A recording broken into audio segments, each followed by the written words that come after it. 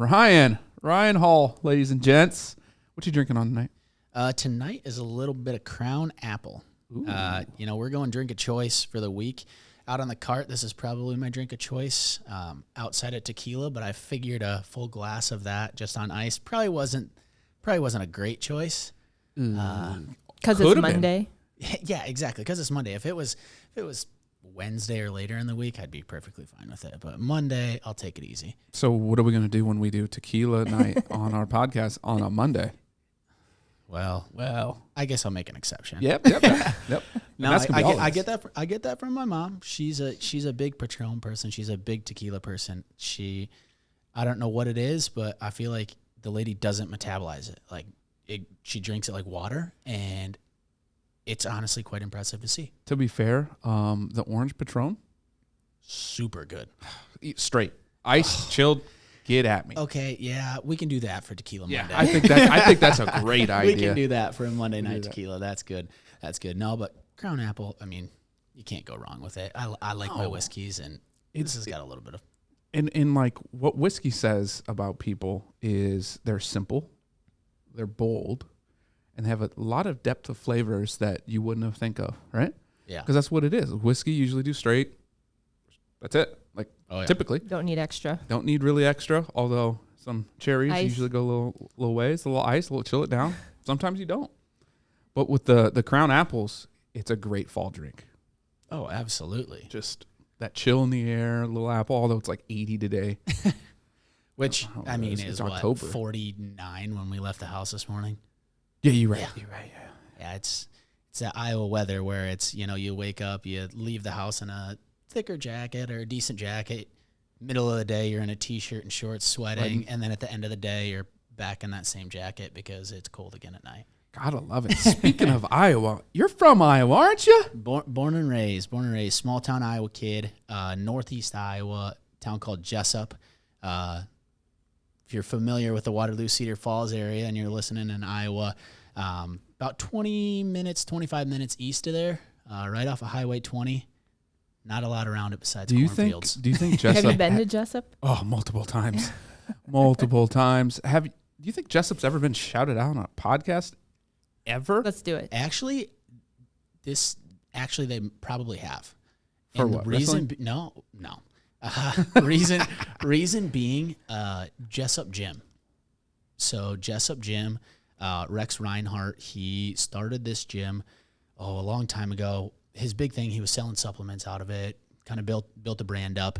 And if you were a guest and you're just swinging through the area and need to get a workout in, it was $1 a workout. You go in, you drop your $1, and basically an honor system bowl. You drop your $1 in, you go in, you work out, you leave. It's really legit. It's awesome. They did a bunch of classes. I mean, they grew. I think he's since moved on from that, but they did big free outdoor gym too. I mean, it's like an adult playground. This might be their second time. Yeah. On a podcast. Yeah. Okay, cool. Yeah. Okay. Hey, no, but it's top 3. I'll take it. Yeah, exactly. No, but that place is sweet. It was awesome growing up, especially playing sports. Rex did a cool thing in the community. He loves sports, always involved.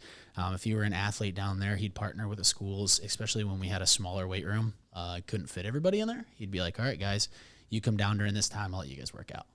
That's basically give us a time and say, hey, you guys get this. Let's work out. Go ahead. But, be respectful is what it was. Right. And I'm pretty sure everybody still brought their $1 anyways for the most part. I mean, it's $1. It's $1. Yeah, it was awesome. Let's be real. But it was awesome. That's cool. Why don't you tell us about growing up? Like when you're a little kid, like being from Omaha, clearly a little bigger than Jessup, probably a quarter of our blocks. But talk us through like how growing up young and then going to, UNI and how that like transitioned you as a person.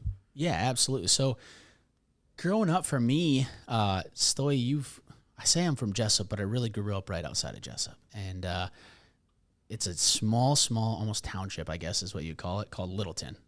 And at one point, Littleton was annexed to be the county seat. So there's like a berm in the middle of Littleton where they were going to put the railroad tracks. So, yeah. That's what that is. So you've been down there. You've seen it. You've seen all this stuff. But growing up like that, in that small community was it was awesome. So, I mean, I had all my older cousins around me. I had my older brothers. I'm the youngest of 3. I definitely got my whoopings back in the day and I was the youngest boy cousin or male cousin at that time too. So I always had to keep up with the big kids. So I would always do the dumbest stuff too, for sure. I mean, they could talk me into darn near anything. But yeah, it was awesome because not only did I get to grow up around my family and everybody, that we loved, but at the same time, it was basically make your own fun. When there's a small town, there's not a lot to do. No, but that means there's a lot less rules. And by rules, I mean there's not as many cops. So you guys could have done a lot of fun things, and you know it. Oh, yeah. So it's funny that you mentioned cops, and I hope it's funny. So one of the things that we used to do, instead of hide and seek when we grew up, we used to call it seek and hide when we were in town. So we'd go and we'd find like the 1 or 2 cops that were on duty, and then we'd just run. Act like we did something and just run. Like that's what you have to do in those small towns. You found them. Yeah, I could not looked at them. I could not ran. imagine doing that. Yeah, could not so you just imagine. looked at them, like got their attention, and then you took off. And it's after curfew, and they see a bunch of kids underage after. Everybody's darting through yards. You're jumping through fences, and Jessup being a mile square town, you know the place like the back of your hand. So when you're jumping through fences, you don't even have to pay attention. You're just like, oh yeah, I know that. Oh, hey, this is this person's backyard. Hey, guys, see ya. What's up? Or Running. like every once in a while, somebody would be having a fire, and if we felt like we were going to get close to being caught, we'd like run to this place that had a fire, and it'd just be like parents' friends or something like that, and they'd all know that we're out doing this or know that we're hanging out together. We just mosey on back and just be hanging out at this fire, and guys would be driving around looking for us, and then we'd go back and do it again. So small towns, you look for the police. Yes. Wow. I tell you this exact opposite. How I grew up. You just got to create your own fun. It was. Yeah. I mean, growing up, I don't like video games. I don't like electronics. I never really have, unless it was sports. Like that's who I was growing up. Sports. I was on the go all the time. Started wrestling at basically 2 or 3 years old. Whenever I could put my shoes on, that's when I started going in to the wrestling room because all my brothers did it. My dad did it. Family did it. At that time, it was pretty big in the community. So basically, I was probably 2 years old when they first started like our kids club in Jessup. So it was basically started when my brothers and around us and around our age, that's when our kids club started. And obviously I've never let it go and kept going. And like you mentioned, went straight from Jessup up to UNI, wrestled up there for a couple years. Was on that roster, and I mentioned it on our other podcast, NoBS Goon Squad. Shout out. Shout out there. But I mentioned it there. Had some unfortunate injuries. And as a 19-year-old kid, breaking your neck and having neck surgery is a little bit more than what you want to handle. And thankfully, I had a great coach up there who kind of talked some sense into me. I was ready to just go back and wrestle and ignore doctor's orders saying, oh, you should probably stop. I was like, nah, that's just not who I am. I'm going to keep going. And coach put it into perspective and said, do you want to hold your kids when you're older? Or do you want to be, as morbid as it is, wheeling around or potentially worse? Do you think that's different because you were in college and a little older than, I mean, we're all athletes, so getting injured in high school, if you would have done that in high school, do you think it's different? As like a coach's reaction? Coach's reaction and even your reaction. Yeah, I think it is because at that point, when I got into college, like, let's be honest, I went to college and that to wrestle. Like that's why I went to college. It was to wrestle. A lot of my family, quite a few are military, former military members, and that's what I was. It was either wrestle in college, go to the military, potentially play baseball. Like play baseball was in there. Right. Play a sport in college, yeah, or go to the military. That's what it was. So I think had I gotten hurt in high school, that changes things. Now, the severity of the injury really tells you, okay, are you still able to go into that military? Right. They'll tell you that. Yeah, exactly. They'll let you know those things. But, so yeah, I mean, it's a total different world. If I would have gotten dinged up in high school and didn't really have the passion for it that I did, I would have just said, whatever. I'll just sit at home, do nothing, or figure something else out. Right. But at that point, I couldn't let it go. And luckily, like I said, coach just looked at me and said, would you rather walk when you're older and carry your kids and play with your kids and be active, or would you rather be in a wheelchair and kind of watch them from the sidelines type deal? Yeah. Fun fact, we both ended our careers with an injury. Did you end your career with an injury? Yes and no. Okay, well, So I that'd be a can tell fun one later. for yours. And you'll have to listen to about my injury, but does it still, I don't want to say haunt you is the right word, but does it still drive you and motivate you to this day? Yeah, I mean, so it took me to a dark place. Like, let's be honest, being a 19-year-old kid and having that one thing that you were super, super passionate about taken away from you, I was in a dark place for a little bit. But it made me grow up really, really fast, and it made me mature really, really fast. But yeah, it definitely still motivates me. The one thing that I can 100% say now, though, is I don't have what ifs. And I've come to terms with that. Like, there was nothing that I can control in that. It was a fluke situation. I mean, where I could sit back and say, oh, well, what if I didn't get hurt? What if I did this? Would I have accomplished those goals? I don't know, but all I can do is control what's going forward. I can't control that now, so there's no reason I'm dwelling on it. And that took me a while to learn. 100% did. Yeah, and you're like, what, 20 now? And that's crazy. Your baby. Very, very much so. 27. So it's not like it was a long time ago, that long ago when this was happening. But those lessons, I think, will translate, and we'll probably mention it 162 times throughout the podcast, but that mindset of realizing there's things that you can't control in life and being able to let go and be like, whatever it lands to, I'm going to deal with that issue. Yeah. But I can't be like, what if, or if I would have done this differently, if I would have moved to the right an inch or two, right? I think it's a really valid point to drive home to everybody. Yeah, and I think that translates perfectly into, our career and wanting to help people and not dwelling on the past, and let's look forward to the future and let's build a plan for the future. As well as I think, on Lisa's side, she can attest to this as well, like passion with coaching. It's helping kids understand that same, like, you got to control what you can control. You might not be able to control the ref. You can't control what the opponent does all the time, different stuff like that. Like, control you. Do your best. You both coach? That's crazy. Kind of sad to think about it. I'm the only Black Mammoth member that doesn't coach. There's still time. I coach you guys. Still Ha! time. Hey, there we go. Hey, Here we go. You coach a little bit. I'll get there. Little kid soccer, right? Oh, I had to step in. I had to step in. I'm not even a soccer player. Once they start playing baseball and football, it's inevitable. I don't know what to do about that. Yeah. It's going to be it's tough. It's tough, especially when they don't listen to you. But with that transition, so, okay, you break your neck. Doc says probably shouldn't do that again. Yeah. Now your mindset switches to, okay, I need a career. I need life. Yeah. At that point, like, what were you thinking of doing? Realistically, I wasn't 100% sure. I sat there and I fumbled on it. But the one thing that I knew I wanted to do was help people in some capacity of help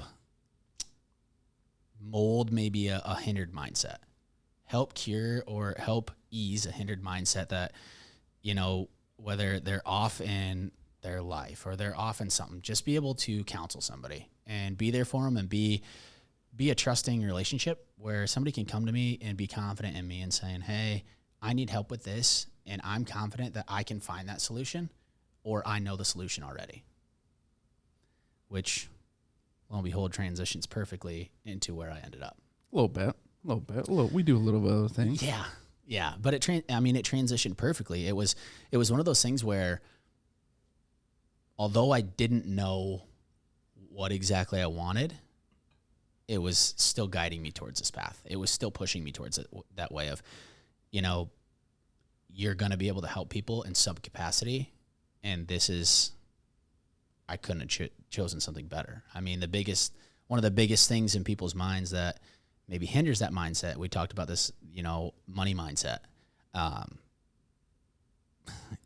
Financial stresses and financial decisions is always a huge thing in people's world, and being able to ease that and let people live carefree and just let them grow and have those lives that, just like my coach talked about, running around with their kids, not enjoying life now.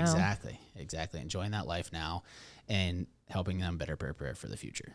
I mean, and obviously we're in the profession and we'll pounce on this a lot, but money is the number one stressor in marriages, relationships, families, etc. But it's always the number one thing that people don't get a professional for. Yeah. Right? Why? Why do you think that is? And then what would your response be to enlighten people to get them, involved with a professional? Preferably a CFP, by the way, or those in training? Yeah. So I think the biggest reason for people to do that is education, one, and willingness to be educated. What do you mean by education? So people think that they can make all these decisions by themselves.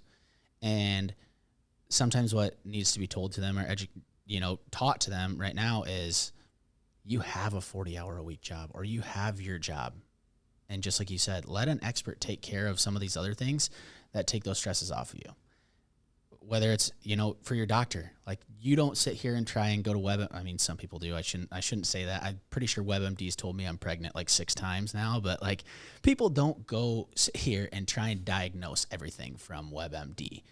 They eventually give in and they go to a doctor, right? It's the same thing. I mean, for us, we do a great job of looking at a full financial picture, taking that x-ray or taking that MRI or taking that CAT scan. Let us do our jobs in taking a deeper look. And people just don't maybe realize that sometimes things need to be unpacked before they can move forward. It's like an arrow. You hear it all the time. Got to pull back before you can go forward. Yeah. And I think it's probably a bigger leap of faith for people to trust us with their money as opposed to trusting a doctor or an attorney or something. However, I know it's more complex than a doctor or an attorney. It's opening up probably where you have the most emotions. It's opening up that world where you have the most emotions, you have the most ties, and it's where you almost want to keep your most secrets as well. Like, people just aren't comfortable divulging and opening up their book to, whether it's a friend, family, or stranger in general. It's everybody falls into that category, whether it's, my brother, my mother, my grandparents, or it's somebody that I meet on the street or I meet at Whole Foods walking down the aisle. It's everybody in that sense. Yeah. Go ahead. I was gonna say, it's so personal. Like, Yeah. There's so many layers underneath it, and there's shame, there's happiness, there's Exactly. full range that people feel. So being able to tell somebody about it, it's like a huge step forward, I think. I also think of what we do is a lot less. It's not product related at all.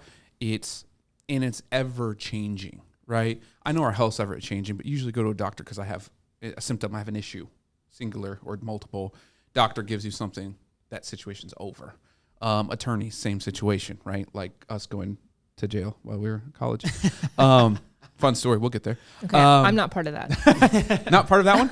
No. But also like one-off situations that happen and then it's over. Yeah. With us, it's every day, all day, forever.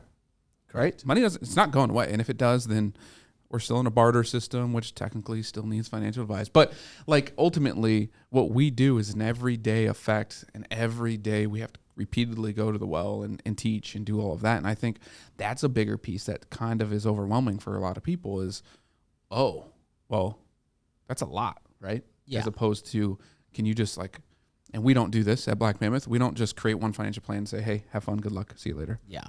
No, and I think a big thing that you just mentioned there too, with it being ever changing, like these other industries a lot of times are ever changing too. Like you can find a law on the internet. You can find, you can find that diagnosis on the internet if you do enough research, right? Right. But in our case, sometimes these people along the education is, they don't know what they what they need to know. They don't know what they need to unpack. And it's less about their needs and driving out, what do you want your future to look like? What does that future look like? What does it look like right now? Do you want to sit here and save every penny and not enjoy life right now? And then just hope to enjoy it later on for a few years in retirement? Or do you want to enjoy on both ends of the spectrum? Right. Yeah. Agreed. So career path, you graduate. Where do you go? Originally, started with Edward Jones. So I started with them, was taking tests. I am an awful test taker, like bad test taker. I might be able to sit here and tell people, everything that I read, and I have a very good memory. Like if I see a face, I can remember a name. See a number, I can remember that for the most part. Like that's just who I am. But for whatever reason, I don't know if it's test anxiety. I don't know what it is. I'm an awful test taker. So while I was studying, while I was taking those tests, didn't get the results that I wanted and didn't get the results that they were expecting. And they have a pretty set rules that, if these tests don't work out, we wish you luck. And that's exactly what happened. Found my next career path, same career path, but with a different firm. Financial Architects. It's a different firm here in town, doing a lot more of the insurance side, protection side. Protect first, protect always. That's one of those things. And don't get me wrong, that's a huge part of somebody's world that we're always going to talk about. But what I felt like, in my eyes, was I was sitting here selling a product. I was working for that next person to sign a paper to give me money. And morally, I just didn't feel right. There was people that I didn't call, I didn't talk to, because I know I would have been making their lives probably a little bit better by giving them some of that protection. But at the same time, I didn't feel like I was able to fully open up and think outside the box. I felt like I was kind of stuck in this box. And from there, my wife and I, at the time, we were engaged, and we sat down and had a pretty hard conversation. And it was one of those things where I was still producing, still hitting numbers, but maybe not producing at the level I wanted to. And we had a wedding coming up. And so I said, I got to get a second job. And whether it's $100 a day or $100 a week, I just need something else, right? So I started working at Lifetime Fitness in the mornings, twice a week. I'd wake up at 3:00 in the morning, get ready, throw my best on, because Lifetime has a policy. If you're at the front desk, if you don't have a tie on, you're in a jacket. If you have a tie on, you don't have to have a jacket on. So you're dressed up. And for me, that's at 4:00 in the morning. So I get there. I actually met one of our partners, Brian Morrow, there. And it was one of those things where I just remember his name. And every morning, walk in the door, good morning, Brian, how's it going? How was your weekend? One of those things. And over time, another member there figured out what I did outside of this. And the other member just said, hey, you should talk to Brian. Just talk to him, maybe put a resume in front of him. And I was like, I don't know if I'm ready to make that jump yet. Ready to switch, ready to transition from Financial Architects. I was 2 years in, right? So I said something to Brian as a joke. And then all of a sudden, this conversation that I had with Brian that started as a joke kind of developed. And it started to become a 30-minute conversation. I'm like, this dude, now that I know him, I'm like, this dude did not want to sit there for 30 minutes unless he was invested in that conversation. Like if Brian didn't want to talk, and he's a go-getter. Yeah. He's going to go, he's going to get his workout done, and he's probably coming to the office to work. Yeah. And then at that point, I think it was even like a Saturday. Doesn't matter. Like he's going, he's getting his workout, and he's coming back. He's going to do some work. So he sat there and talked to me for 30 minutes. And at the end of the conversation, he's like, "What's your number?" Gave my number. He's like, I think you need to meet my partner, Stoy. So lo and behold, Brian Stoy and I sat down at OP the OP for a little happy hour. We thought it was going to be 1 or 2 drinks, and ended up being like 6 hours. Sure, I rolled home at like 9:30. Like 6 this thing hours. started at like 3:30 or something like that. That thing. And it was one of those things where Marathon. we kept talking, and there was no dull moments. There was no like downtime where it was awkward conversation or anything like that. It was just, we're having a genuine conversation between three people, and we didn't even need to 100% talk about business. We were just sitting there telling stories about us going to jail in college, telling stories about athletics in college, telling stories about, you know, how we got to the point that we are. And Brian, What's up, Link? boys are just army crawling. And Brian went to UNI too. He played a absolutely. little rugby. You couldn't tell by really? looking at him.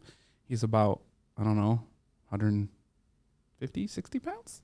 Soaking, yeah, probably 100. soaking wet. Yeah. I feel like he'd get hit by one of us and, well, crumble into a pile. At this point, he's, 42, 48 now? Kidding, Brian, you're 38, going on 39. It's fine. You're not that old. What's up, boys? You just stole my water. I'm a little kid. And so it's funny how the whole thing worked, right? Yeah. And ultimately, that's what we do. All we're doing is genuine relationships with people. Yeah. We just might be experts in the monies where they might be experts in, you know, like our wives in PT. Right. That might be it too. That's not my job, right? But our jobs we're really good at. No, absolutely. And that was the thing is, just like you said, sit here, talk to somebody, get to know them. Do I see this relationship developing or don't I? Right. You can make the decision for yourself. Like I can make that decision for myself that, yeah, okay, these are good dudes. Like this was a great conversation. And I was excited. I was ready to move forward. And that at that point of even thinking and having that inkling and having that hard conversation with my wife as to maybe it's time to make a transition, it like helped solidify that. It was, I'm ready to go. Let's put some numbers and put the pen to the paper. Shout out Carly, of course. Oh yeah. Yeah. Shout out Carly. Shout out. Shout out. Is she, which is funny because all three of our wives are in healthcare. Yep. Yep. Carly's Little fun fact. she is a sonographer. For those who don't know what a sonographer is, it's an ultrasound Do they technician. sign stuff? No. Oh. No. She's an ultrasound technician at the Unity Point hospitals here in Des Moines, Methodist and Lutheran. What every single person asks her all the time when they hear that she's a sonographer and ultrasound is, oh, so you get to see babies all the time. No. It is not like that. She does a lot of general stuff. Now, if she sees a baby, it's sometimes not necessarily for the best reasons. Right. You know, it's somebody coming into the ER and it's maybe a little bit more of a morbid situation and a sad or less fun situation. And I applaud her because there's some things that she sees on the day-to-day that she just has to forget about when she comes home. And she does a great job of that. I mean, we talk about it. We do a pretty good job of asking each other how the day went and saying, you know, what was weird, you know, and maybe she talks about it a little bit and then she knocks it out and she just, let's forget about it. Now we're home. We're in our place. Right. For sure. So Where did you guys meet? we met at UNI. Oh, We see that met. face? That just Yeah. opened That up a face story. means You it's opened up- story time. So you opened up a great story. And my brother gave me crap about this at our wedding here in May, so I can bring this up too. So Carly and I actually met probably 3 times. Me, like I said earlier, I'm great with faces, great with names. I remembered her each time. Apparently, I'm not that memorable of a person. Aw. Yeah, so I don't have an so aw she- button. You have that. Wah, wah, wah. I can't cross pollinate Yeah, podcasts. I need more there we buttons. go. But yeah, so one of my best friends up at UNI and Carly are from the exact same town. He wrestled up there. Kind of met her through him a little bit, and then we were down in South Padre for spring break. Met up with them. Met her again there.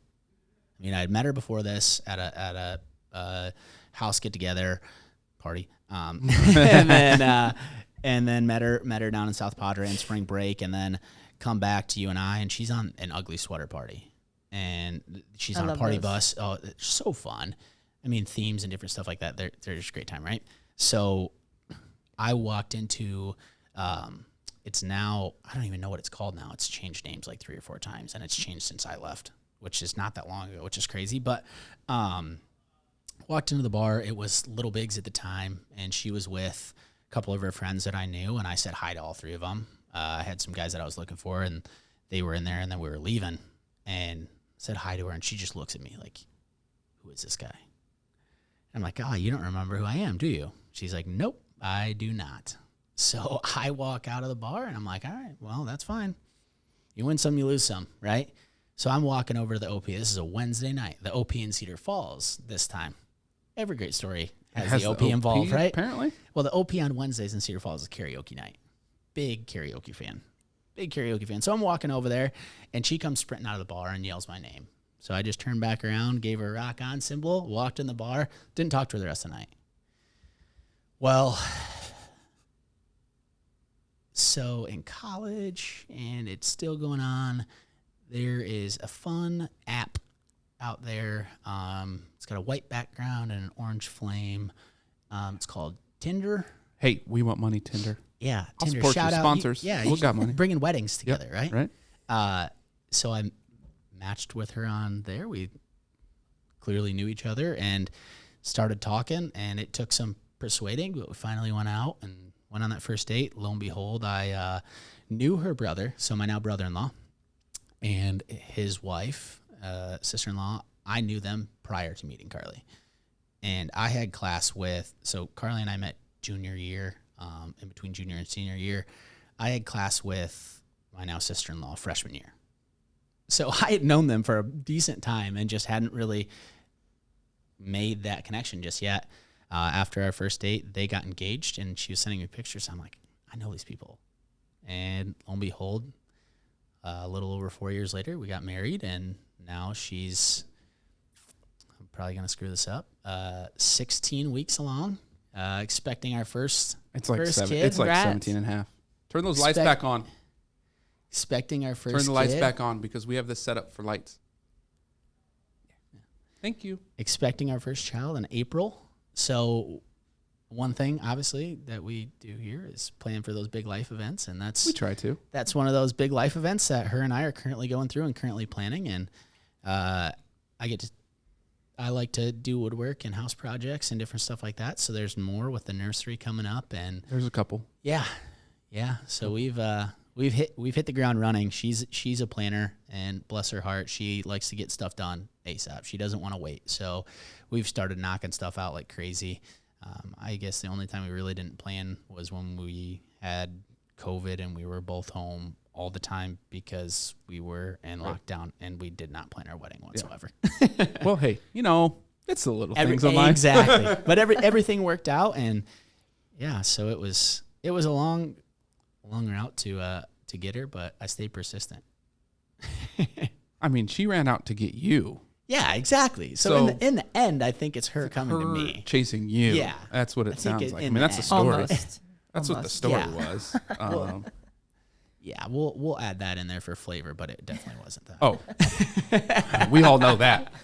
But we're going to cut it at Yeah. then, and we don't have to yeah, talk about it. exactly. So, bringing you to the Black Mammoth family, obviously we had that relationship over 6.5 hours of drinking, which I think a lot of relationships could start that way or probably do. Talk about your role and your vision for what we do in our industry. So my role is wealth management associate, currently business development, kind of a hybrid role right there. And it's bringing in people. It's talking to every single person that I can, whether it's on the investment side, whether it's on our traditional planning side, whether it's, our wills trust side, any portion, any arm of the firm, it's sharing what we do, because we are unlike any other firm that, one, in the Des Moines area, not only, but likely the Midwest, and probably can expand that a little bit further until you get to the coast, that you're going to see. For We're sure. very, very different until you really get out to those coasts. And kind of how we've always talked is bringing that vision of those coast concepts into the Midwest, educating people, showing them that there's so much more out there that they can be doing to put themselves in a better financial place. What are some of those things? Obviously, everybody listening, you can go back on our page, go look at each individual firm under our big umbrella. But like specifically, what are some of those little key things that we do that you're not going to really see here in the Midwest? So one big thing, and I think this is sometimes overlooked in the industry, is we have a CPA partner that we office share with. That He just actually peeked his head around the corner. What's up, Brian? He's walking around with headphones. He must be important. Yeah. So we have that partner that we partner with, whereas a lot of advisors in the industry, they might have like a trusted contact where they give out a business card or they make an introduction or they do something like that. Whereas if we can find Brian and he's not in his own meeting, let's knock on the door and make that introduction. Let's do it in person. And having that person in your back pocket that can go through, vet out some of these investments or people, making sure that we're doing right by them on the tax side, because I'm not even going to try and pretend to be a tax expert. No, accounting 41 at Drake University, my first exam, 40%. Almost 50. 40. Hey, there we go. Dude, it was a blank piece of paper. Okay, I can't. Was it essay? No, you had to. I had to draw. I had to write out a balance sheet. I had to do all of this Pictures. stuff. This brain doesn't. And we'll get to those conversations with Brian on the tax side. Like, we've tried to have conversations. His brain works like this way. Ours works this way, and it's interesting how it measures. Yeah, absolutely. So that's one thing. Another thing that's comes up probably time and time again, and you hear this from advisors all the time, planners all the time, that say real estate is a great investment, but they never give their clients an opportunity to do that through them because they do, like in a REIT. Yeah, okay. Some type of ETF or mutual fund that's real estate, right? Yeah, but not the tangibles. Not the tangibles where somebody can drive by and be like, oh, hey, I own a piece of that. I own shares in that. They don't open those doors. They do enough to grow the person's money and get themselves paid. But they don't do enough legwork on the back end because it is a lot of legwork. It is a lot of research to do some of these, as the industry would call them alternative, although they're just investments, but they call them alternative investments. It's a lot of work to figure out how to make that work in somebody's world. And so at Black Mammoth, being able to transition somebody's mindset from saying, okay, yep, we're just going to stick you in some fund, index fund. We're going to let your money grow and probably keep it in target date. And as you get older, it's just going to shift from equities to bonds. And, you're going to be at this place. And at 65, we're just going to make that target date and you're good to go. No, that's not what it's about. And I think it's really about giving the clients the power and the control in the flexibility and the opportunities that these mega rich people have that they don't think that they have access to because they aren't maybe mega rich. Yeah, or have never even heard of it ever. Haven't thought about it. And in the Midwest, that's a thing, right? Farm equipment is huge. I mean, we'd rather go put cash in farm equipment and keep our money in banks. Traditionally, that's what the Midwest does. That's Absolutely. the culture. And that's Jessup. You just described Jessup right there. And Jessup, I described you. we are a mile square town where James likes to say 1 in 3 people are farmers. I think it's probably more than that. I think so. When we had snow days as kids, wait, they had snow days in the country? That was allowed? You guys didn't walk uphill both ways? No, that was our parents. Oh, my bad. That was our parents. That was our parents, not us. But no, when we had snow days, it wasn't like some places can say, okay, let's do a hard surface route only because they have less rural kids than they do urban. Yeah. We couldn't do that because the rural kids couldn't access these hard surface routes. They couldn't get to. We had one in place. I don't think I ever, they said that they were going to use it one time and they just canceled school. Hey, there's a couple more hard surfaces now. Yeah, there's a few more. There's a few. I drive on them. Exactly. But yeah, the majority of that population was outside of town and they were farmers. And whether it's hog farmers, whether it's dairy cattle, whether it's beef cattle, or whether they're crops, beans, corn, any of that jazz. That's what it was. And now we're we're in the Midwest, and for everyone out there, we have clients all over the United States. We have a couple internationally. We're not a firm that only has Iowa clients. We actually want clients from all over. If you fit our mold, you love what we're talking about, you love what we do, come be a client. We're going to take care of your family. Even sometimes we'll fly out to you. We don't want to fly you in here. It's not the best state to fly into. But however, it is fun to hang out in. So that concept of, I guess better put it is, we want to help you control your finances. And we're going to give you the knowledge and the power and the way to do it all via us. and we're going to educate you, and you sign off on it, and we get it done for you, right? Yeah, absolutely. That's a great way of putting it. How much different is that? And I'm from the insurance industry. You came from insurance industry. So did you. How vitally different is that? And how much from your mental capacity in that transition have you gotten to? Because it's been, you started with us in January officially. Where are you in that transition, even within your own mindset? And you're a professional in the industry as opposed to, a potential client out there. One, that's what I love about Black Mammoth and the visions here is I'm always learning. So I don't feel I'll get to the point where I'm pretty darn well an expert and everything, but I don't want to stop learning. That's just how I'm wired. I don't want to stop learning. But I had to move and transition from, I don't like this because this is kind of how it felt and it feels disgusting to me, used car salesman.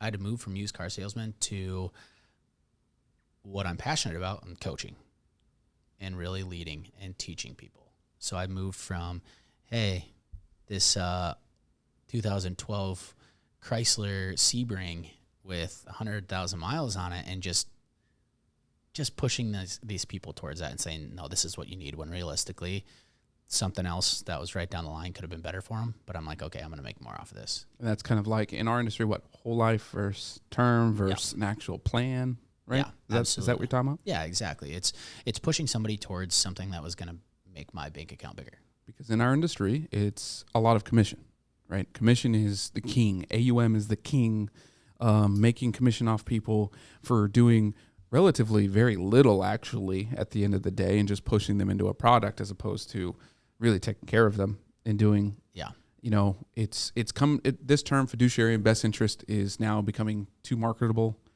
In my eyes, it's starting to get to that point where everyone's using it, but truly where we are doing everything in our power to do what's in your best interest. And what you just described was like the exact opposite almost. Yeah, absolutely. It was. It's regardless of the product that I put in their place, like when it was protection wise, like if it was protection and it was insurance and life insurance, I'm putting them in a better place than if they didn't have any. I know that. Yeah, there's nothing wrong with that. I'm putting them in a better place because they didn't have any before. But is that the best place for their cash flow right away? Like money in, money going out, people don't know what their expenses are. So until you dive in and say, hey, let's take a look, make you fill out this budget that says all your expenses, until you really go in and do that, people are like, oh, I don't know where all my money's going. Where does my money go? And then you sit down with them and you're like, well, when you go out to, in college for me is when you go out to the hill and you spend $100 a night on booze, and you do that Friday and Saturday, and you're spending $200, whatever it is, like, there it is. Well, that makes sense. There it is. Right? Yeah. So unpacking, and before it was, I'm going to find the most expensive thing that I'm going to make the most money off of, and I'm going to push that into you.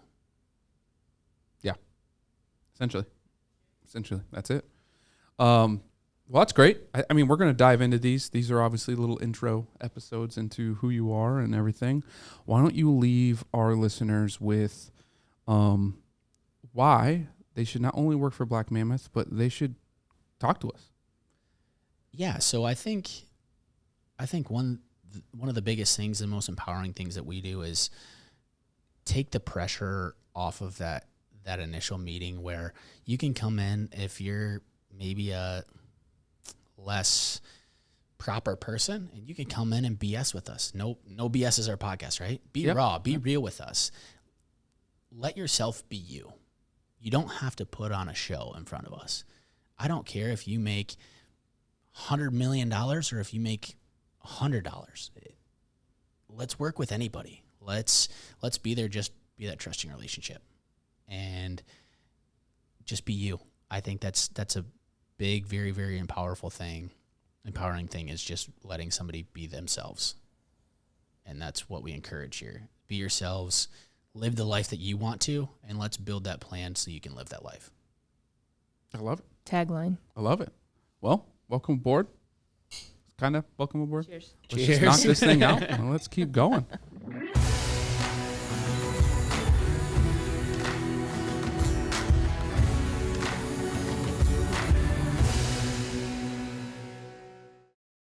The preceding program was sponsored by Black Mammoth. Any awards, rankings, or recognition by unaffiliated third parties or publications are in no way indicative of the advisor's future performance or any individual client's investment success.